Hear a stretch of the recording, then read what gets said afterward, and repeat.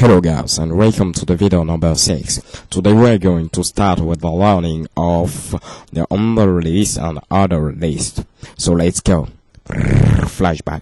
Salut les amis et bienvenue à la vidéo numéro 6. Aujourd'hui nous allons apprendre à utiliser ce qu'on appelle les listes ordonnées et les listes non ordonnées.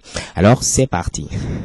Alors vous l'aurez imaginé, vous l'aurez deviné, nous allons utiliser de nouvelles balises.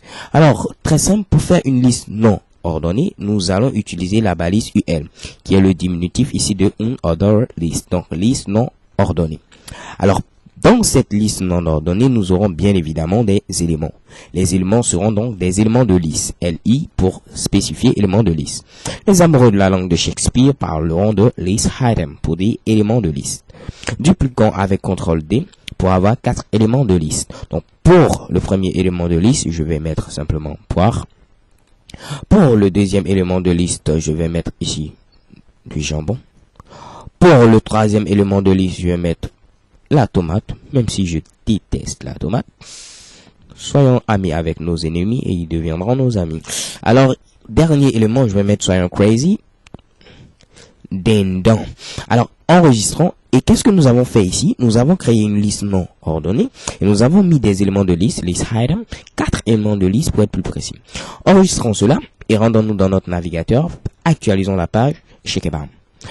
Pour vous aider, sachez que F5 permet également d'actualiser la page, donc un raccourci clavier c'est F5.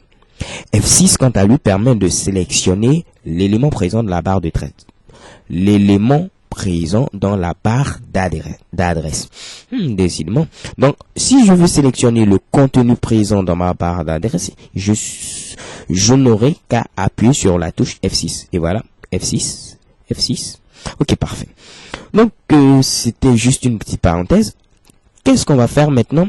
Nous avons créé une liste non ordonnée et vous voyez que les différents éléments de la liste sont précédés d'un joli cercle noir. Donc, a black circle. Donc, le cercle de fond noir. Ce que nous allons faire maintenant, c'est tout simplement créer maintenant une liste ordonnée. Avec la liste ordonnée, vous allez voir, nous aurons nos différents éléments qui seront numérotés. Donc, 1, 2, 3 et 4. Donc, OL signifie simplement order list, qui signifie en français liste ordonnée. Rendons-nous sur notre navigateur internet favori, Firefox. Actualisons la page web avec le raccourci clavier F5. Et Shakebam, vous voyez apparaître ici 1, 2, 3, 4. Alors, j'espère que vous avez compris. Rien de bien compliqué. Pour les listes ordonnées, c'est OL pour order list. Pour les listes non ordonnées, c'est UL. Et ces deux listes ont les mêmes éléments de liste, LI, list item. So, thank you guys for watching and see you to the next video. Thanks. XOXO.